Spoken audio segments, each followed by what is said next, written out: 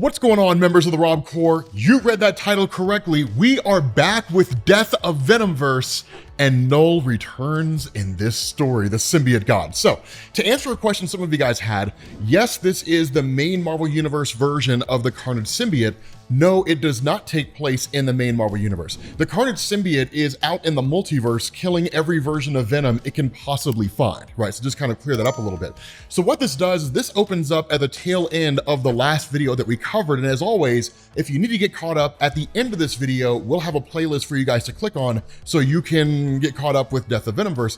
But basically, the forces that are out there, right? The anti-Carnage forces basically brought in Anti-Venom. And historically speaking, Anti-Venom has been a symbiote that can actually kill off and eradicate other symbiotes. A perfect example of this was when it almost took away the radioactive material in Peter Parker's blood, and it basically would have turned him into a regular guy and he wouldn't have been Spider-Man anymore.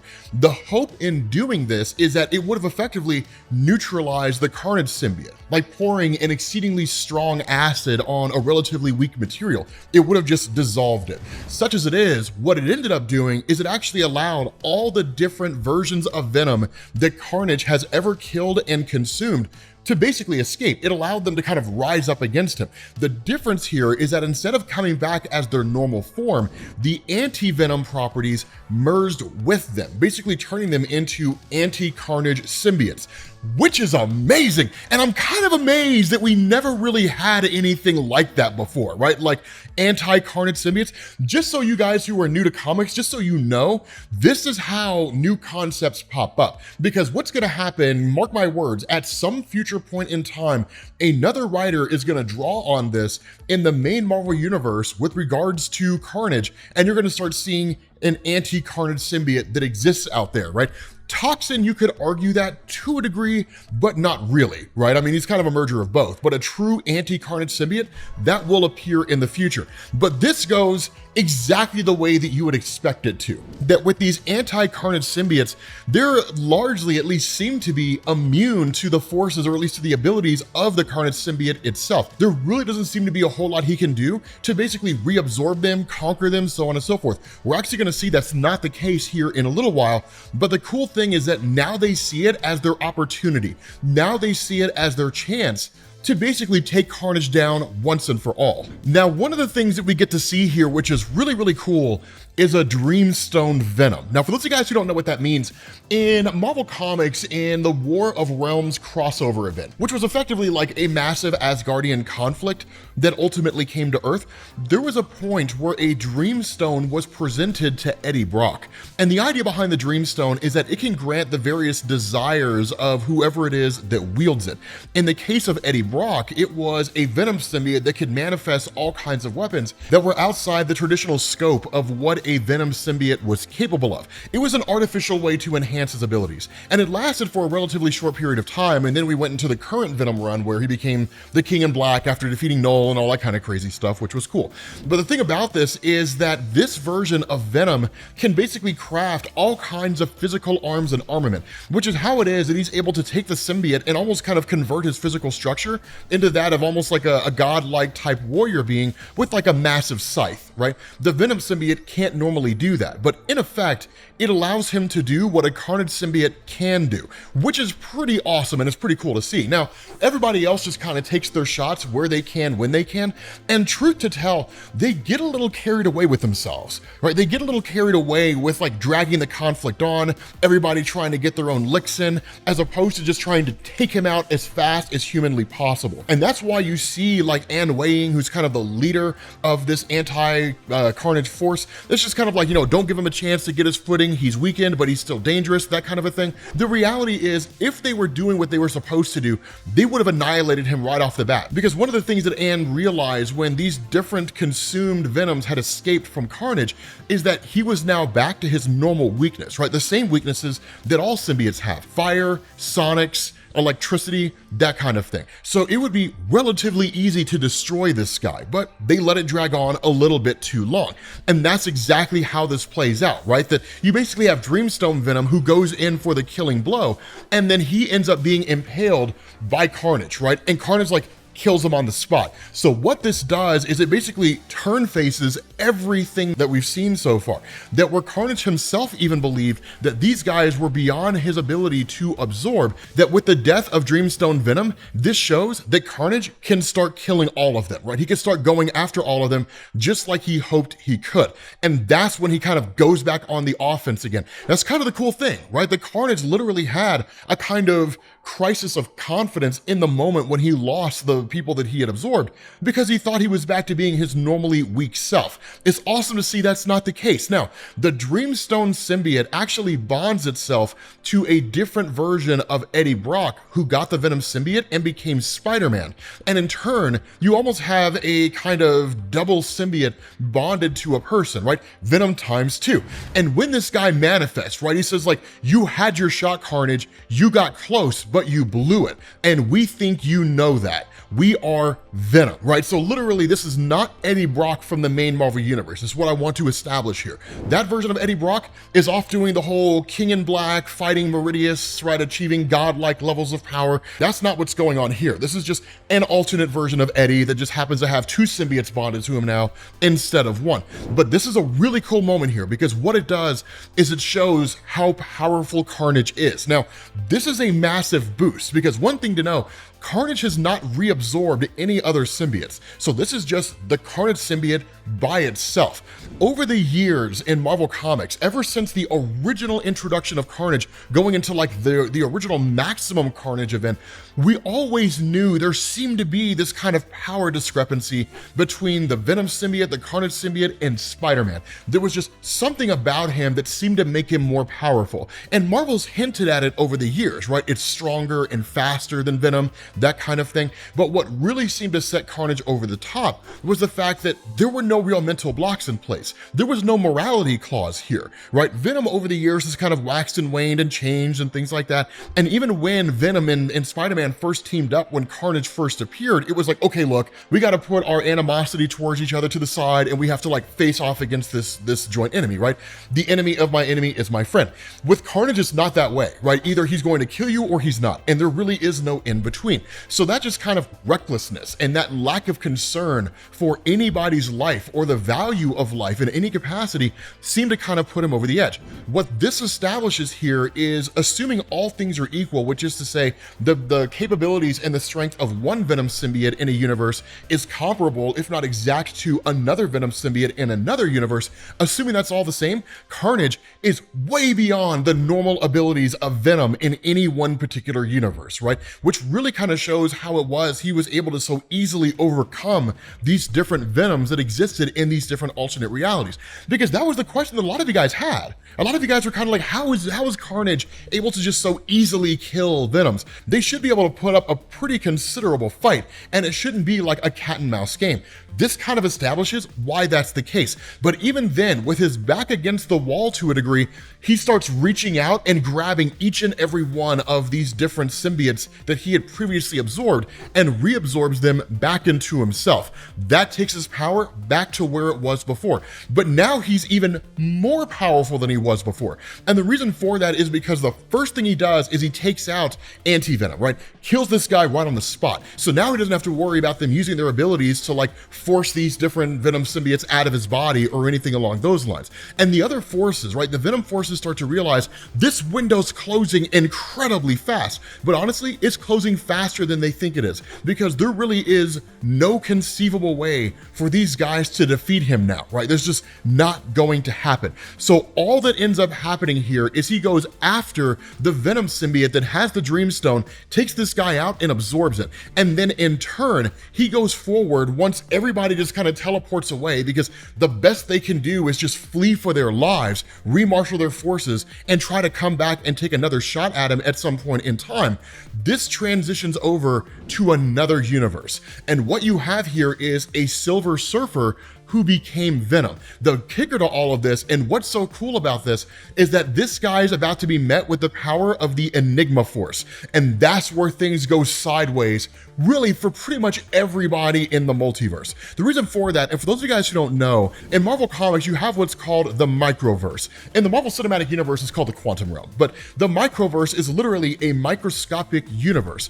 From that microscopic universe comes the Enigma force. Marvel calls it the Enigma force because they just never bothered to explain what it was that it could really do. It's the power of light, and like that's it, right? It's literally a plot device, right? Like it does whatever the user needs it to do in order to like win, right? Spider-Man punches the Incredible Hulk into the atmosphere during Acts of Vengeance, for example. So the thing about this is that by absorbing, right, killing this Silver Surfer symbiote and absorbing the Enigma force into itself, Carnage now becomes the total antithesis of Knull the Symbiote God. Why? Because that was established in the King in Black storyline. If you guys remember that, and this is a great callback, if you guys remember that story, that the Enigma force was kind of like the light to the darkness that Knull represented. When Eddie Brock attained the Enigma force in the original King in Black event, that's how it was he was able to defeat Knull. That's exactly what happens with Carnage here. But the question has to be asked, what happens when a bad guy gets this? Well, you transition to a full contingent of the Avengers, the X-Men, like even Clea, who's Doctor Strange in this universe, all of whom are channeling their powers together to try to defeat Knull the Symbiote God in this universe. None of it works. But what ends up happening here is Carnage, now with the power of the Enigma force and the Hellmark, which basically allows him to tap into the abilities of Mephisto, summoning demons and so on, immediately makes a beeline for this universe's version of Knull the Symbiote God. And the fight is amazing because the Avengers of this universe have no clue what's going on. Now, this is one of the things that I do want to establish here, because they look up in the sky and they're like, is that Carnage, right? Taking the fight to Knull. And it's like, I mean, it looks like it. What's the call here, right? And Magneto just kind of looks for a second and is like, the enemy of my enemy is my friend, right? So they basically form a kind of alliance with Carnage. Now, when I say they form an alliance, I mean they decide to fight alongside Carnage. We'll see what Carnage's reaction to that alliance is here in a second, but the fight between him and Knull is intense. Now, when it comes to Knull the Symbiote God, one of the things that we didn't know is how Knull functioned, right? Is Knull multiversal? Is Knull universal?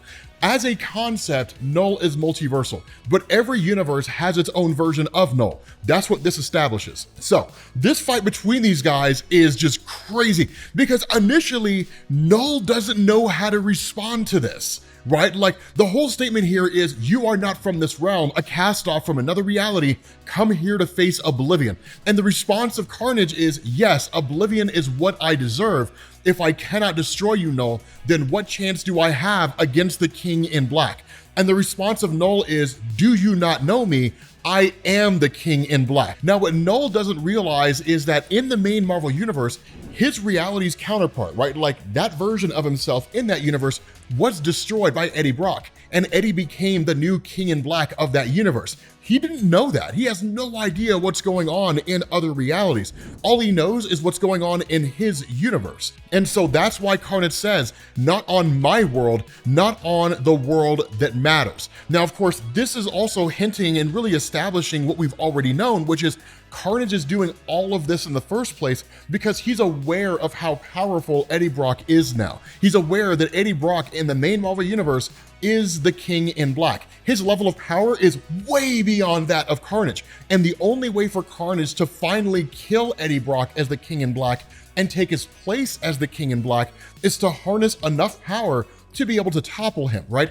To basically gain the power of Knull the Symbiote God, combined with all these other things that we've seen, the Hellmark and so on and so forth. And that's what's so wild, because at that point, basically the Avengers jump in, right? Thor's like, strike my friends while we can, right? This is the moment in which we turn the tide. And Magneto even uses his power over magnetism to seize control of Knull. Cyclops' optic beams are basically modified by Doctor Strange. So instead of just pulling energy from some other dimension, because Cyclops' eyes are a portal to a different dimension, that he actually ends up pulling energy from the dark dimension, which basically amplifies and makes his powers even more capable than they have been, which is something that I really want to see in the future, right? But none of it works against Knull, because at that point, Captain America turns to Carnage and he's like, on your feet, soldier. Thanks to you, we've got Knull on the defensive. We need you. We can take him down. Avengers, assemble. But before he can say assemble, Carnage kills him.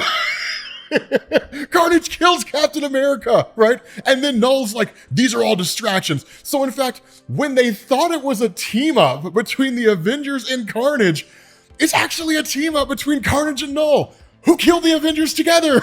It's amazing. I absolutely love it, because in response, we get like the most Knull statement ever, right? Where he's like, I have come to destroy this world, to murder it, and no one will stand in my way. No one, right? And then we find out that much like the original King in Black event, this version of Knull has seized control of the Celestials in this universe. And the funny thing here is Carnage doesn't care, right? He literally says, if it makes you feel better, I'll finish what you started. I'll end this world for you after you're dead. And when one of the Celestials tries to go after him, he kills it on the spot. So literally the power of Carnage is just at this astronomical level now, right? A god, that is what I've become. That is what I always was. Now the forces of Anne Weying do show up here, right? They teleport in like at this moment when Carnage is just fighting Knull, half a second too late, because had they shown up when like the Avengers were alive, they probably could have mounted an effective resistance against both Carnage and Knull. Such as it is, these guys are idiots, so they always show up late. So the thing here is that when they arrive, they're kind of like, okay, what do we do? Like, how do we find a way to defeat Carnage? And they're like, well, I mean, we have to find a way to keep ourselves alive. And for a while, they basically fight dragons, right? These guys are useless as tits on a boar hog. They don't really serve a purpose at all, right? So like literally, Carnage fighting Knull, which is like the real main brunt of all of this, it's one of the best fights I've ever seen, because Knull in turn, when like the forces of Anne try to like hold him and capture him, right, keep him in place, that kind of thing, because the idea is to grab Knull and basically teleport him away.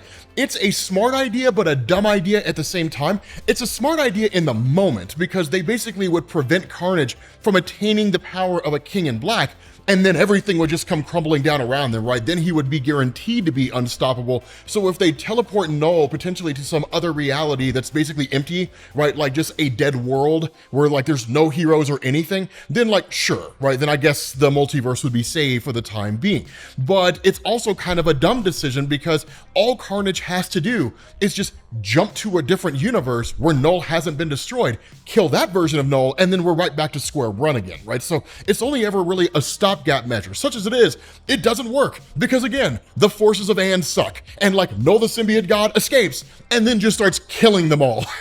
But only like this is so amazing, because in their attempts to capture Knull, they leave Carnage wide open. This guy stabs Knull through the chest, right? And he's like, oh, I'll know your power. I'll know it all. And I'll put it to much better use than you ever would. And that's when they realize it's game over, done, right? Because this guy immediately absorbs Knull's power. And I gotta say, man, Carnage as a King in Black, like just look at him, man.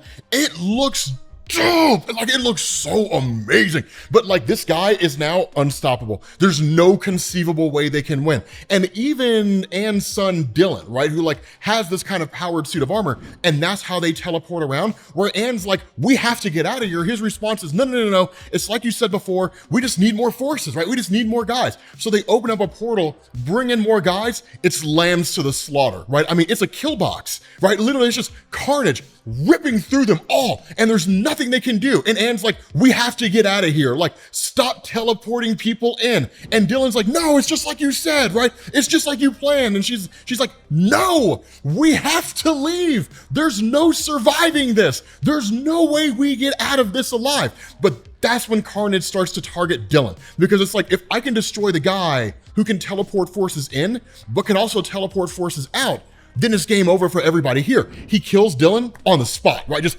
bow, impales this guy. There's no way in or out. And so at that point, when they try to seize him, he's just like, nope, done. And just like kills everybody here except for Anne. Everybody's dead, right? Like Anne Wang is the only person left alive. We don't really even know why he spared her. And there's even this kind of allusion to the idea that maybe Dylan is not fully dead, right? Maybe Dylan may come back in some capacity, because lest we forget, right? This version of Dylan, the daughter of Anne from their universe, this guy is the one that basically became the King in Black of his own universe, right? Like he's the one that killed off all the superheroes in that universe and replaced them all with symbiotes. So it's entirely possible that this kid may come back. But as it stands now, man, it's game over. Son, dunzo. So the question has to be asked, what happens when this version of Carnage confronts the main Marvel Universe, Eddie Brock, with all the power that he has? Well, we'll find out whenever that story kicks off. With that being said, guys, we're going to bring this to an end. If you need to get caught up on Death of Venomverse,